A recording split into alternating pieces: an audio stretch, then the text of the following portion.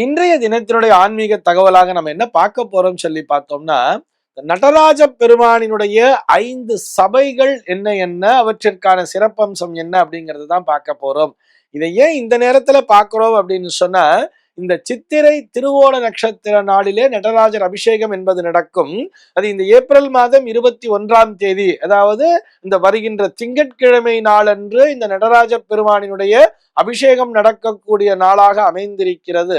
நம்மில் பல நேயர்களும் பின்னால் வரக்கூடிய விசேஷத்தை பற்றி முன்னிலேயே சொல்லிவிட்டால் நாங்கள் அதற்குரிய ஏற்பாடுகளை செய்து கொள்வோமே என்கின்ற அந்த கோரிக்கையை முன்வைத்ததின் பேரில் இந்த வருகின்ற திங்கட்கிழமை நாளிலே இருக்கக்கூடிய அந்த நடராஜ பெருமானுடைய அபிஷேகம் நடக்குதுன்னு சொல்றோம் இல்லையா, அதனை முன்னிட்டுத்தான் இந்த நாளிலே அந்த நடராஜ பெருமானினுடைய 5 சபைகள் என்ன என்ன அப்படிங்கறத தான் பார்க்க போறோம்.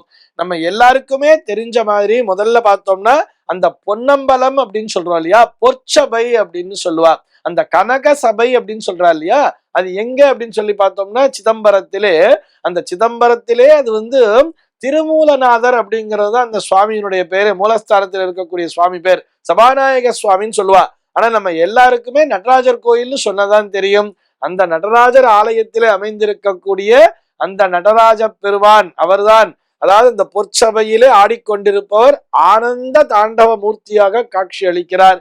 எப்படின்னு சொல்லி பார்த்தோம்னா, இடது காலை ஊன்றி வலது காலை தூக்கி ஆடுவது போல அந்த அமைப்பானது அங்கே அமைந்திருக்கும். அப்படித்தான் பதஞ்சலி மகர்ஷிக்கும் அந்த வியாக்கிரபாத மகர்ஷிக்கும் அவர் காட்சி அளித்த இடமாக அந்த இடமானது பார்க்கப்படுகிறது. ஆக சிதம்பரத்திலே நடராஜரை தரிசித்தால் முக்தின்னு சொல்லியிருக்கா இல்லையா, நாம் அனைவரும் முடிந்தவரை அந்த நாளிலே சிதம்பரத்திற்கு சென்று நடராஜ பெருமானை தரிசிக்க வேண்டியது. அடுத்தபடியா சொன்னோம்னா மதுரை எம்பதி, மதுரையிலே இருக்கக்கூடிய அந்த மீனாட்சி சுந்தரேஸ்வரர் ஆலயத்திலே அங்க பார்த்தோம்னா வெள்ளி சபை அப்படின்னு சொல்லுவார், ரஜத சபை அப்படின்னு சொல்லுவார். அங்க பார்த்தோம்னா அங்க இருக்கக்கூடிய அந்த தாண்டவத்திற்கு சந்தியா தாண்டவம் என்று பெயர். நம்ம சிதம்பரத்துல பார்த்தது ஆனந்த தாண்டவம், மதுரையிலே இருப்பது சந்தியா தாண்டவம். அந்த வெள்ளி அம்பலத்திலே வெள்ளி சபைன்னு சொல்றா இல்லையா, அந்த இடத்திலே வலது காலை ஊன்றி இடது காலை தூக்கி ஆடுவாராம். அந்த இடத்துல காலை மாத்தி ஆடுறார். யாருக்காகன்னு சொல்லி பார்த்தோம்னா, தன் பக்தனான அந்த பாண்டிய மன்னனுடைய வேண்டுகோளுக்கு இணங்க.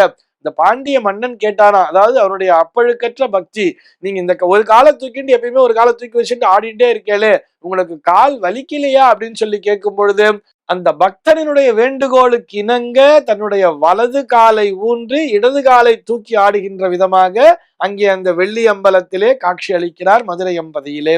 அடுத்தபடியா பார்த்தோம்னா ரத்தன சபை அப்படின்னு சொல்லுவா. இது எங்க அப்படின்னு சொல்லி பார்த்தோம்னா இந்த திருவள்ளூர் மாவட்டத்திலே இருக்கக்கூடிய திருவாலங்காடு திருத்தலத்திலே. அந்த திருவாலங்காடு திருத்தலத்திலே வடாரண்யேஸ்வரர் ஆலயம் அப்படிங்கிறது இருக்கும்.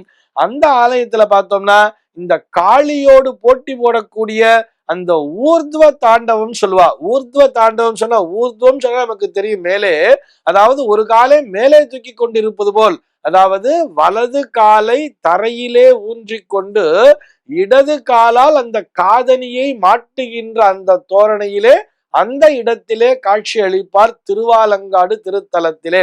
அதற்கு ரத்தின சபைன்னு பேரு. அங்கிருக்கக்கூடிய அந்த தாண்டவத்திற்கு ஊர்துவ தாண்டவம்னே பேரு. இந்த ஊர்துவ தாண்டவ மூர்த்தியாகவே தான் காரைக்கால் அம்மையாருக்கு காட்சி அளித்தாராம் நடராஜ பெருமான். காரைக்கால் அம்மையார் தன்னுடைய தலையாலேயே நடந்து போனான்னு சொல்றா இல்லையா, தன்னுடைய தலையாலேயே நடந்து போன அந்த காரைக்கால் அம்மையாருக்கு காட்சி அளித்த இடமாக அந்த ரத்தின சபையாக அந்த திருவாலங்காடு திருத்தலமானது அமைந்திருக்கிறது. இந்த திருவாலங்காடு திருத்தலத்திற்கு இன்னொரு ஸ்பெஷாலிட்டி என்னன்னு சொல்லி பார்த்தோம்னா, இங்கிருக்கக்கூடிய அந்த ஊர்துவ தாண்டவ மூர்த்திக்கு 8 கரங்கள் அப்படிங்கிறது இருக்கும். 8 கரங்களோடு காட்சி அளிப்பார். ஆக நாம் இந்த நாளிலே வாய்ப்பு கிடைத்தால் சென்னை மற்றும் சுற்றுப்புறத்திலே இருக்கக்கூடியவர்கள், அந்த திருவள்ளூர் மாவட்ட பகுதியில் இருக்கக்கூடியவர்கள் கூட அங்க போய் தரிசனம் பண்ணலாம் இல்லையா, அதற்காகத்தான் நினைவூட்டுகிறோம். அதற்கு அடுத்தபடியா பார்த்தோம் சொன்னா, திருநெல்வேலியிலே இருக்கக்கூடிய அந்த நெல்லையப்பர் ஆலயத்திலே தாமிர சபை அப்படின்னு சொல்லுவார். அந்த தாமிர சபையிலே பார்த்தோம்னா அவர் திருத்தாண்டவ மூர்த்தியாக, திருத்தாண்டவம் சொல்லுவார். இன்னும் ஒரு சில பேர் முனி தாண்டவம் அப்படின்னு சொல்லுவார்.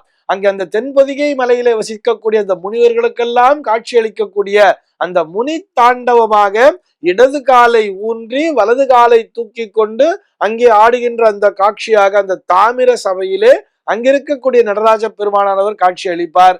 அதற்கு அடுத்தபடியா பார்த்தோம் சொன்னா இந்த தென்காசி மாவட்டத்தில் இருக்கக்கூடிய குற்றாலம், நம்ம எல்லாருக்குமே குற்றாலம்னா இந்த ஃபால்ஸ் தான் நம்ம எல்லாருக்குமே தெரியும். அங்க இருக்கக்கூடிய அந்த குற்றாலநாதர் திருக்கோவிலுக்கு செல்ல வேண்டும். அந்த கோவில்ல போய் பார்த்தோம்னா அங்கே சித்திர சபை அப்படின்னு சொல்லுவார். அது என்ன சித்திர சபைன்னு பார்த்தோம்னா அந்த பேர்லயே இருக்குல்ல, அதுக்கான அர்த்தம் ஓவியமாக, அதாவது சித்திரமாக வரையப்பட்டிருக்கும். அந்த சித்திர சபையில பார்த்தோம்னா திரிபுர தாண்டவ மூர்த்தியாக காட்சி அளிப்பார். அவருக்கு திரிபுர தாண்டவ மூர்த்தி என்று பெயர். யமனை காலால் உதைத்த ஈசன் அந்த பார்வதி அன்னையோடு மார்க்கண்டேயருக்கு அருளியபடி சித்திர வடிவிலே காட்சி அளிக்கின்ற விதமாக அந்த சித்திர சபையானது உருவாக்கப்பட்டிருக்கும்.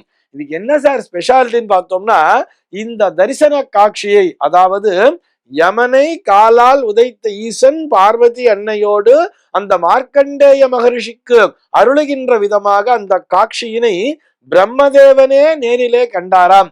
பிரம்மதேவன் தன்னுடைய கண்ணால் கண்டு அதனை சித்திரமாக வரைந்து வைத்ததாக அங்கிருக்கக்கூடிய ஸ்தல புராணமானது சொல்கிறது.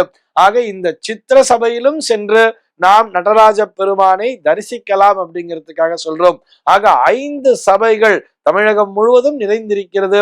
ஆங்காங்கே யாருக்கு எங்க கிட்ட இருக்கோ அவர்கள் வருகின்ற அந்த சித்திரை திருவோண நட்சத்திர நாளிலே, சித்திரை மாதத்திலே திருவோணம் என்பது பெருமாளுக்குரிய நட்சத்திரமாக தான் நம்ம கேள்விப்பட்டிருக்கோம்.